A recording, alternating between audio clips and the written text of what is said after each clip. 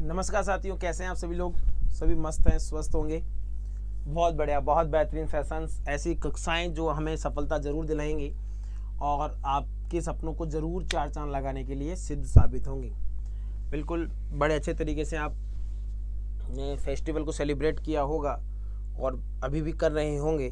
तो मेरे नौजवान साथियों, चलते हैं आज के सेशंस को आगे बढ़ाने से पहले हम जयपुर, अजमेर, अलवर, दौसा, धौलपुर, चित्तौड़गढ़, ठीक है, भीलवाड़ा वगैरह, बारां वगैरह, जयपुर, इन सब की बात कर चुके हैं और आज हम पहुंचे हैं जैसलमेर पर।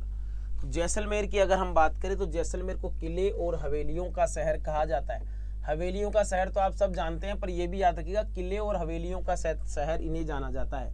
किले और हवेलियों का शहर किसे जाना जाता है? जैसलमेर को जाना जाता है। जैसलमेर की बात करें तो सबसे पहले हम जैसलमेर में जैसलमेर का किला देखेंगे, जो एक वर्ल्ड हेरिटेज साइट है। यानी 21 जून 2013 को यूनेस्को ने अपनी विश्व धरोहर सूची में राजस्थान के 6 दुर्गों को शामिल किया। उन 6 दुर्गों में से एक दुर्ग कौन सा शामिल है? जैसलमेर का किला। थार मरुस्थल में त्रिकुटा पहाड़ी पर खड़ा यह किला बहुत ही शानदार है। ऐतिहासिक लड़ाइयां देख चुका है। सूरज की रोशनी जब इस किले पर पड़ती है, सूरज की रोशनी जब इस किले पर पड़ती है तो यह पीले बलुआ पत्थर से बना होने के कारण सोने जैसा चमकता है। इसलिए इसे सोनार का किला या गोल्डन फोर्ट के नाम से भी हम जानते हैं। जिसे सोनार का किला या गोल्डन फोर्ट के नाम से भी जाना जाता है। सोनार का किला या गोल्डन फोर्ट के नाम से भी हम इसे जानते हैं। डेजर्ट नेशनल पार्क थार रेगिस्तान के विभिन्न वन्य जीवों का सबसे महत्वपूर्ण आवास है। यह पार्क जानवरों की विभिन्न प्रजातियां जैसे कि काले हिरण, चिंकारा, रेगिस्तान में पाई जाने वाली लोमड़ी, ये सब पार्क में विचरण करते हुए आपको प्राप्त होंगे, मिलेंगे, आपके साथ घूमेंगे। लुप्त प्राय ग्रेट इंडियन बस्टर्ड, जो दुनिया का सबसे बड़ी उड़ान भरने वाला पक्षियों में से एक है। लुप्त प्राय यानी कि लगभग लुप्त हो चुका है, गायब हो चुका है, अब ये रेड डाटा में शामिल है, उसे भी यहाँ देखा जा सकता है। यह नेशनल पार्क जैसलमेर से 40 किमी की दूरी पर है। जैसलमेर में स्थित है ऑकलवुड फॉसिल पार्क भी। ठीक है, चलिए, पटवों की हवेली। इस हवेली के अंदर 5 हवेलियां हैं जो कि गुमान चंद पटवा ने अपने 5 बेटों के लिए 1805 में बनवाई थी। किसकी हवेली? गुमान चंद पटवा की हवेली। इसे बनाने में 50 साल लग गए। जैसलमेर में सबसे बड़ी और सबसे खूबसूरत नक्काशीदार हवेली यह 5 मंजिलों में है, 5 मंजिला संरचना में है। एक सकरी गली में गर्व से खड़ी है। यद्यपि हवेली अब अपनी उस भव्य महिमा को खो चुकी है, तथापि कुछ चित्रकारी और कांच का काम अभी भी अंदर की दीवारों पर देखा जा सकता है, जिसका निर्माण गुमान चंद पटवा ने अपने 5 बेटों के लिए बनवाया था। 5 मंजिला 5 बेटों के लिए। क्लियर है? Very good. आगे देखें, तनोट माता का मंदिर, रुमाल वाली देवी।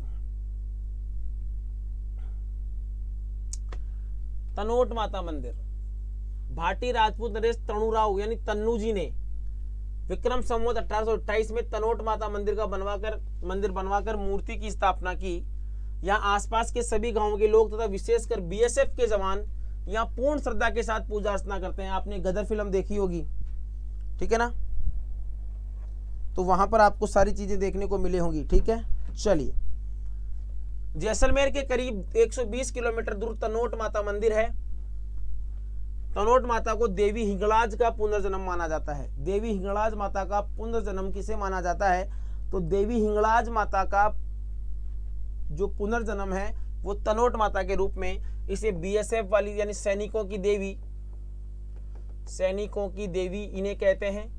इन्हें हम रुमाल वाली देवी के नाम से भी हम इन्हें जानते हैं। बीएसएफ के लोग ही यहाँ पर पूजा करते हैं। बीएसएफ के लोग ही क्या करते हैं? यहाँ पर पूजा करते हैं। सारी चीजें आपको यहाँ से पता होनी चाहिए। चलिए, आगे की बात करें, रामदेवरा मंदिर। रुणीचा बाबा रामदेव और रामसा पीर का पुण्य स्थान है। रुणीचा मारो हेलो सुनो जी रामा पीर, ठीक है। तो रुणीचा बाबा रामदेव और रामसा पीर का पुण्य स्थान है। रामदेवरा मंदिर, इन्हें सभी धर्मों के लोग पूजते हैं। रामदेव जी की जी राजस्थान के एक ऐसे लोक देवता हैं जिनकी छवि घोड़े पर सवार एक राजा के समान दिखाई देती है। इन्हें हिंदू मुस्लिम एकता का प्रतीक, ये भी याद रखिएगा, हिंदू मुस्लिम एकता का प्रतीक कहा जाता है। वैसे भी राजस्थान के जनमानस में 5 पीरों की प्रतिष्ठा है। गोपा मेहरा, गोगाजी, पाबूजी, हड़बूजी, मेहाजी, रामदेव जी। क्या? गोपा मेहरा, गोगाजी, पाबूजी, मेहाजी, हड़बूजी, रामदेव जी। उनमें से एक रामसा पीर का विशेष स्थान है। पोखरण से 12 किलोमीटर की दूरी पर जोधपुर जैसलमेर मार्ग पर रामदेवरा मंदिर है। जोधपुर जैसलमेर मार्ग पर अधिकांश लोग यह मानते हैं कि यह मंदिर भगवान राम को समर्पित है, पर वास्तव में यह प्रसिद्ध संत बाबा रामदेव को समर्पित है। यह मंदिर बाबा रामदेव के अंतिम विश्राम का स्थान माना जाता है। सभी धर्मों के लोग यहाँ यात्रा के लिए आते हैं। यहाँ भाद्रपद शुक्ल द्वितीया से भाद्रपद शुक्ल एकादशी, भाद्रपद शुक्ल द्वितीया से भाद्रपद शुक्ल एकादशी में रामदेव मेले के नाम से एक बड़ा लोकप्रिय मेला आयोजित किया जाता है और बड़ी संख्या में भक्त यहाँ आकर रात भर भक्तिपूर्ण गीत गाते हैं। ठीक है, ब्यावले, जिन्हें क्या कहा जाता है? जिन्हें ब्यावले कहा जाता है। क्लियर है? तो रामदेवरे मेले के नाम से एक बड़ा लोकप्रिय मेला आयोजित किया जाता है। बड़ी संख्या में भक्त यहाँ आकर रात भर भक्तिपूर्ण गीत गाते हैं, जिसे हम ब्यावले के नाम से जानते हैं। यहाँ पर रात को जागरण होता है, जिसे हम जम्मा जागरण के नाम से जानते हैं। यहाँ पर एक नृत्य होता है, जिसे हम 13 ताली नृत्य के नाम से भी जानते हैं। तो यह बात आपको याद रखनी है। क्लियर है? चलिए आगे की अगर बात करें तो जैसलमेर में ही एक स्थान है बड़ा बाग। जैसलमेर में ही एक बाग है बड़ा बाग। बड़ा बाग यह एक विशाल उद्यान जो भाटी राजाओं की स्मृतियों को समेटे हुए है। बड़ा बाग जैसलमेर के उत्तर में 6 किलोमीटर की दूरी पर स्थित है, जिसे बरबाग भी कहा जाता है। बड़े बाग को हम किस नाम से भी जानते हैं दोस्तों? बरबाग के नाम से भी जानते हैं। इस बगीचे में जैसलमेर राज्य के पूर्व महाराजाओं की शाही छतरियां हैं। उद्यान का स्थान ऐसी जगह है कि जहां से पर्यटकों को सूर्यास्त का अद्भुत दृश्य भी देखने को मिलता है। जैसलमेर के महाराजा जयसिंह द्वितीय ने 1688 से 1743 ने यहाँ एक बांध बनवाया था, जिसके कारण जैसलमेर का काफी हिस्सा हरा भरा हो गया। उनकी मृत्यु के बाद 1743 में उनके पुत्र लूणकरण ने अपने पिता की छतरी यहाँ बनवाई। उसके बाद अन्य राजाओं की मृत्यु के बाद उनकी भी छतरियां यहाँ बनाई गई है। बड़ा बाग की मोटी मोटी बात करें तो बड़ा बाग से मतलब यहाँ पर है कि जो जैसलमेर के भाटी शासकों की जो छतरियां हैं वो कहाँ पर स्थित है? बड़ा बाग नामक स्थान पर स्थित है। कहाँ पर स्थित है? वो है बड़ा बाग नामक स्थान पर स्थित है। उसके बाद चलते हैं ग्रेनाइट नगरी। ग्रेनाइट नगरी किसे कहते हैं? ग्रेनाइट नगरी कहते हैं जालोर को। जालोर का किला, जिसे ग्रेनाइट नगरी के नाम से जाना जाता है। यहाँ के किले और महलों से में ज्यादा सजावट देखने को नहीं मिलती है। यहाँ के सबसे प्रतापी शासक कान्हड़देव सोनगरा हुए। दिल्ली में इनके समकक्ष जो दिल्ली सल्तनत का शासक था, खिलजी वंश का अलाउद्दीन खिलजी था, जिन्होंने दिल्ली के सुल्तान अलाउद्दीन खिलजी के कई बार दांत खट्टे किए। खिलजी ने कान्हड़देव से बदला लेने के लिए कई दांव पेच लगाए, परंतु अंत में वह कान्हड़देव और उनके पुत्र वीरमदेव की वीरता का कायल हो गया। और शहर का मुख्य आकर्षण कौन है? शहर का मुख्य आकर्षण जालोर का किला है। शहर का मुख्य आकर्षण क्या है दोस्तों? शहर का मुख्य आकर्षण जालोर का किला है। और यह वास्तुकला का एक प्रभावशाली प्रतीक है। यह वास्तुकला का एक प्रभावशाली प्रतीक है। 8वीं और 10वीं शताब्दी के बीच इसका निर्माण किया गया। किला लगभग 336 मीटर की ऊंचाई पर खड़ी पहाड़ी के ऊपर स्थित है और नीचे शहर का अति सुंदर दृश्य पेश करता है। किले की मुख्य विशेषताएं इसकी ऊंची दीवारें और गढ़ है। किले की मुख्य विशेषताएं इसकी ऊंची दीवारें और क्या है? गढ़ है। सूंदा माता मंदिर जालोर में भीनमाल नामक स्थान पर। और भीनमाल से कई बातें आपको याद होनी चाहिए। भीनमाल में अगर आप बात करें तो भीनमाल को एक चीनी यात्री ह्वेनसांग भीनमाल आए से पी लो मोलो के नाम से कहा भीनमाल को। अरावली रेंज में सूंदा पर्वत के ऊपर स्थित सूंदा माता मंदिर है। यह मंदिर समुद्र तल से 1220 मीटर की ऊंचाई पर बना है। ये याद रखिएगा। अभी हाल ही में एक प्रश्न पूछा गया एग्जाम में कि तारागढ़ समुद्र जमीन से समुद्र तल से कितनी ऊंचाई पर है? तो यह मंदिर 1220 मीटर की ऊंचाई पर बनाया गया है और पूरे भारत में भक्तों द्वारा पवित्र माना जाता है। यहाँ चामुंडा देवी की एक प्रतिमा है। मंदिर के सफेद संगमरमर में बने माउंट आबू के दिलवाड़ा मंदिर की याद दिलाते हैं। इस मंदिर में ऐतिहासिक महत्व के कुछ शिलालेख भी रखे हुए हैं, ऐतिहासिक महत्व के। तो जी हाँ साथियों, मेरे खापटों सभी फटाफट वीडियो को लाइक करें, शेयर करें। चैनल पर नए हैं तो इसको भैया जल्दी से सब्सक्राइब कर लें। क्या कर लें? जल्दी से सब्सक्राइब कर लें। उसके बाद आगे की बात करें, यहां पर हमें मलिक शाह की मस्जिद भी देखने को मिलेगी। मलिक शाह की मस्जिद, किसकी मस्जिद दोस्तों? मलिक शाह की मस्जिद। एके ने, अलाउद्दीन खिलजी का मतलब एके ने जालोर में अपने शासन के दौरान बगदाद के सुल्तान मलिक शाह के सम्मान में यह मस्जिद बनवाई। यह मस्जिद अपनी अनूठी स्थापत्य कला के लिए प्रसिद्ध है। इसकी बनावट गुजरात में बने भवनों से काफी प्रभावित है। गुजरात में जो भवन बने हैं उनसे काफी प्रभावित है किसकी? मलिक शाह की मस्जिद। झालावाड़, सर्वाधिक बारिश होती है झालावाड़ में। राजस्थान का नागपुर, राजस्थान का नागपुर, ठीक है, संतरे सर्वाधिक हैं। तो राजस्थान का नागपुर किसे कहेंगे? झालावाड़ को हम राजस्थान के नागपुर के नाम से जानेंगे। गागरों का किला, यहाँ के शासक अचलदास खींची जब मालवा के शासक होशंग शाह से हार गए। देखो सुनो मेरी बात, अचलदास खींची जब मालवा के होशंग शाह से हार गए तो यहाँ की राजपूत महिलाओं ने खुद को दुश्मनों से बचाने के लिए जोहर कर लिया। यूनेस्को की विश्व धरोहर सूची में शामिल है, जो 6 पहाड़ी किलों में से एक है। मैंने बताया ना, आम, चीकू, गाजर, आमेर, चित्तौड़गढ़, कुंभलगढ़, गागरोन, जैसलमेर और रणथंबोर। पहाड़ी और जल किले का प्रतीक गागरोन का किला राजस्थान की शान है। और जो गागरोन का किला है वो बिना नींव का दुर्ग है, यानी यह दुर्ग, इसकी नींव नहीं है। बिना नींव का किला, बिना नींव का किला, ठीक है। आहू, कालीसिंध नामक नदियों से घिरे इस किले की भव्य सुंदरता को अपलक निहारने का मन करता है। किले के बाहर सूफी संत मिठे शाह के मकबरे, सूफी संत मीठे शाह की दरगाह, मकबरे पर मुहर्रम के महीने में वार्षिक मेले का आयोजन होता है। गागरोन किले का निर्माण बीजल देव ने 12वीं सदी में करवाया था, बीजल देव ने। और 3 नदियों के संगम देखने के लिए यहाँ पर्यटन आते हैं, ठीक है, वेरी गुड। मुख्य रूप से आहू और कालीसिंध के संगम पर यह स्थित है, जो एक प्रकार का राजस्थान का जल दुर्ग की श्रेणी में शामिल है। और बिना नींव का महल इसे कहा जाता है। इस किले पर ये किले की नींव नहीं है। बिना नींव का किला गागरोन और बिना नींव का महल अगर आपसे पूछ रहे दोस्तों तो हवा महल आपको आंसर सही करना है। उसके बाद देखो भवानी नाट्यशाला,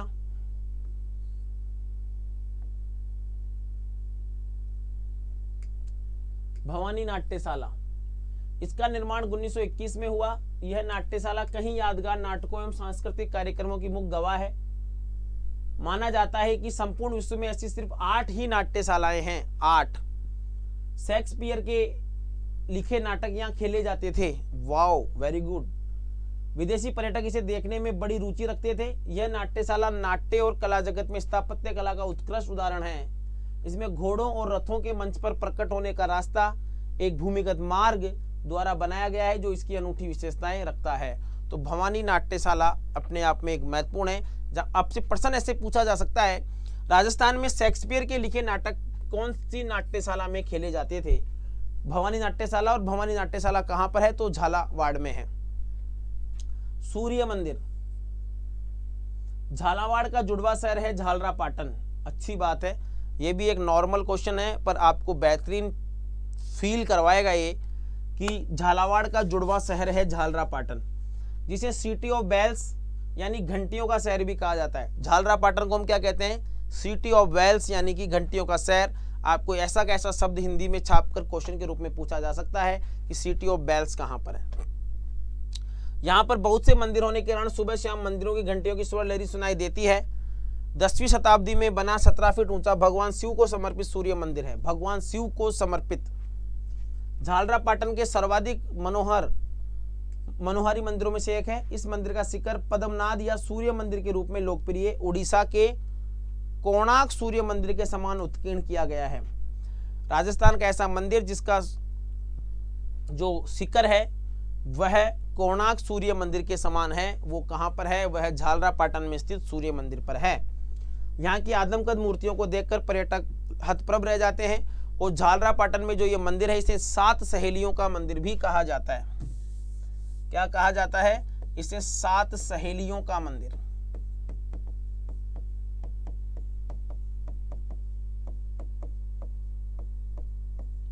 इसे 7 सहेलियों का मंदिर भी कहा जाता है। क्या कहा जाता है दोस्तों? इसे 7 सहेलियों का मंदिर भी कहा जाता है। क्लियर है? चलिए, इसे 7 सहेलियों का मंदिर भी कहा जाता है। चलिए आगे बढ़ते हैं।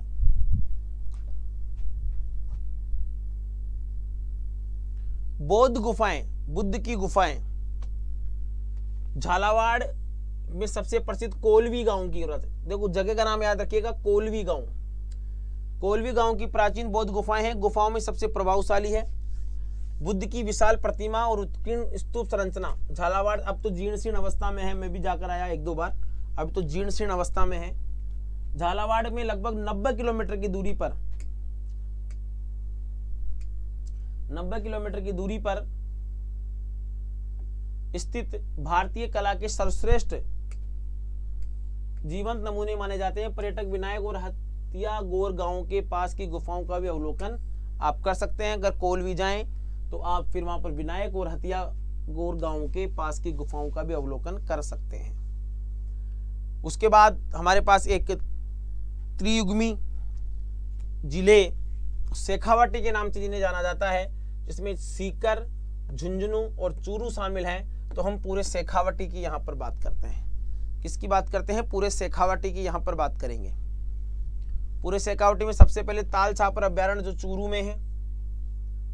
ताल छापर में उछलते कूदते अटकेलियां करते छोटे छोटे मृग शावक बच्चे यानी हिरण के बच्चे पर्यटकों को मन मोह लेते हैं।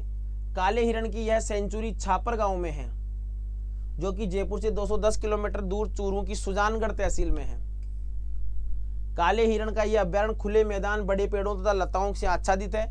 यहाँ हिरणों के साथ साथ रेगिस्तानी लोमड़ी, जंगली बिल्ली को भी देखा जा सकता है। पक्षी प्रेमियों के लिए भी यहाँ पर चील, आइबीज, दक्षिण यूरोप और मध्य एशिया में पाए जाने वाले सारस, क्रेन, चकवा, कबूतर आदि देखने को मिलते हैं। चकवा, चकवी। तो काले हिरणों के लिए फेमस है, याद रखिएगा, ताल छापर अभ्यारण्य। उसके बाद मंडावा।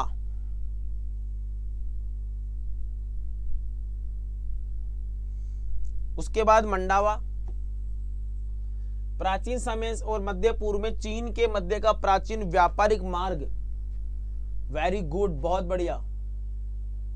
प्राचीन समय में मध्य पूर्व और चीन के मध्य का प्राचीन व्यापारिक मार्ग का एक मुख्य केंद्र था मंडावा। भैया प्रश्न पूछा लेगा आपसे, टिका लेगा, याद कर लेना इस लाइन को। यहाँ के सामान का आदान प्रदान किया जाता था। यहाँ के ठाकुर नवल सिंह ने नवलगढ़ और मंडावा पर शासन किया। मंडावा में एक किला बनवाया था, किले के चारों तरफ नगर बसाया। यहाँ अनेक बड़े बड़े व्यापारिक आकर बस गए, जिन्होंने अनूठी, अद्भुत, अजब गजब हवेलियों की नींव रखी और इस नगर को पर्यटकों का आकर्षण केंद्र बना दिया। इस किले के भित्ति चित्र, कांच का काम, आकर्षक मेहराबदार द्वार और भगवान कृष्ण के चित्रों के शोभायमान हैं। मंडावा मध्य पूर्व और चीन के मध्य का प्राचीन व्यापारिक मार्ग का एक प्रमुख केंद्र था मंडावा। ठीक है, याद रखिएगा। झुंझुनू। उसके बाद खेतड़ी झुंझुनू।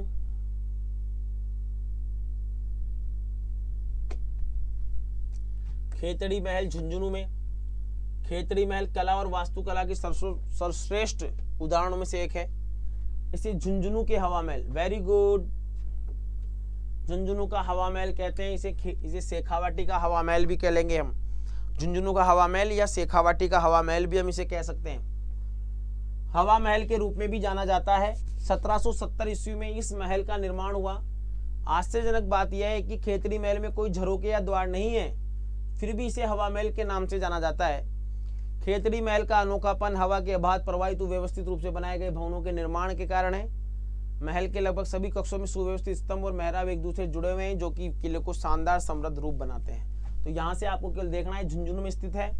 1770 में इस महल का निर्माण हुआ था और इसे शेखावाटी का हवा महल या झुंझुनू का हवा महल भी कहा जाता है। इसे शेखावाटी का हवा महल या झुंझुनू का हवा महल भी कहा जाता है। आगे चलते हैं। श्रद्धानाथ जी का आश्रम लक्ष्मणगढ़ सीकर में। अमृतनाथ जी महाराज की शिष्य परंपरा के संत श्री श्रद्धानाथ जी द्वारा स्थापित यह आश्रम लक्ष्मणगढ़ सीकर के रेलवे स्टेशन के पास स्थित है। इस आश्रम में श्रद्धानाथ जी के साधनामय जीवन की झांकियां श्रद्धालुओं को देखने को मिलती है। यह आश्रम नाथ संप्रदाय का प्रमुख केंद्र है। वेरी गुड, नाथ संप्रदाय का प्रमुख केंद्र है श्रद्धानाथ जी का मंदिर। नाथ संप्रदाय का प्रमुख केंद्र कहां पर है? श्रद्धानाथ जी का मंदिर है जो नाथ संप्रदाय का प्रमुख केंद्र है, याद रखिएगा।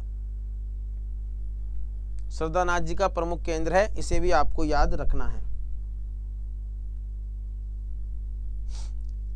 हजरत कमरुद्दीन शाह की दरगाह नेहरा पहाड़ की तलहटी में खेतड़ी महल के पश्चिम में स्थित कमरुद्दीन शाह की दरगाह एक खुला व्यवस्थित परिसर है जिसमें मस्जिद और मदरसा दोनों हैं। इसमें मस्जिद और मदरसा दोनों हैं। यहाँ प्राचीन भित्ति चित्र भी अभी देखे जा सकते हैं। इनके मध्य सूफी संत कमरुद्दीन शाह की अलंकृत दरगाह है, कमरुद्दीन शाह की। तो हजरत कमरुद्दीन शाह की दरगाह, तो हजरत कमरुद्दीन शाह की दरगाह कहाँ पर है? हजरत कमरुद्दीन शाह की दरगाह है मेरे नौजवान साथियों आपके खेतड़ी महल के भवन के पीछे यानी झुंझुनू में। ठीक है, चलो। नवलगढ़, झुंझुनू और सीकर के बीच स्थित नवलगढ़ अपनी सुंदर हवेलियों के लिए प्रसिद्ध है। यानी नवलगढ़ किसके लिए प्रसिद्ध है? हवेलियों के लिए। नवलगढ़ किसके लिए? हवेलियों के लिए प्रसिद्ध है। यहाँ कई फिल्मों की शूटिंग हुई है नवलगढ़ में, जिसमें कुछ भारतीय तथा कुछ विदेशी फिल्में भी हैं। यहाँ का आकर्षक किला ठाकुर नवल सिंह ने बनवाया, नवल सिंह से नवलगढ़, तथा इसके पास स्थित रूप निवास उद्यान तथा फव्वारों से सुशोभित है। कौन सा स्थान? आपके नवलगढ़ का स्थान, याद रखिए। नवलगढ़ के बाद आगे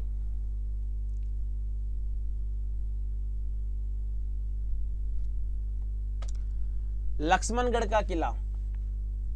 लक्ष्मणगढ़ नगर में, लक्ष्मणगढ़ कहाँ? सीकर में। विश्व में यह स्थापत्य कला का अनूठा उदाहरण है। यहाँ आपको, यहाँ तो इसमें तो कोई खास डिटेल नहीं है। लक्ष्मणगढ़ का किला याद रखिएगा, सीकर में है, जो आपके पर्यटन के दृष्टिकोण से महत्वपूर्ण है, पूछा जा सकता है। फतेहपुर शहर कायम खानी नवाब। अच्छा, कायम खानी शब्द सही है। गोगा जी, कायम खानी जो मुसलमान थे वो गोगा जी को अपना पूर्वज मानते थे। तो कायम खानी नवाब फतेह मोहम्मद ने 1508 में स्थापित किया। उन्होंने 1516 में फतेहपुर के किले का निर्माण करवाया। यह शहर एक समय सीकर की राजधानी के रूप में भी जाना जाता था। आज फतेहपुर शेखावाटी की लोकप्रिय सांस्कृतिक राजधानी के रूप में जाना जाता है। ये लो साहब, शेखावाटी की लोकप्रिय सांस्कृतिक राजधानी, शेखावाटी की लोकप्रिय सांस्कृतिक राजधानी कौन है? शेखावाटी की लोकप्रिय सांस्कृतिक राजधानी के रूप में इसे जाना जाता है।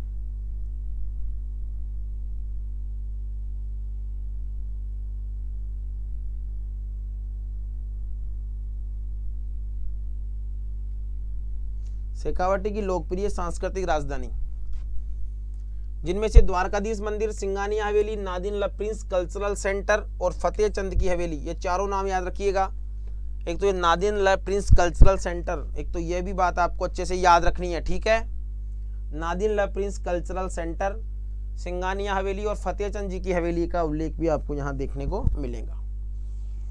अगर आप हमारे साथ बेहतरीन शानदार तरीके से अगर आप जुड़ना चाहते हैं और बिल्कुल अच्छे तरीके से आप चीज़ों को जोड़ना चाहते हैं और थ्योरी क्लासेस का फ़ायदा उठाना चाहते हैं, तो मैं आपको बताऊं,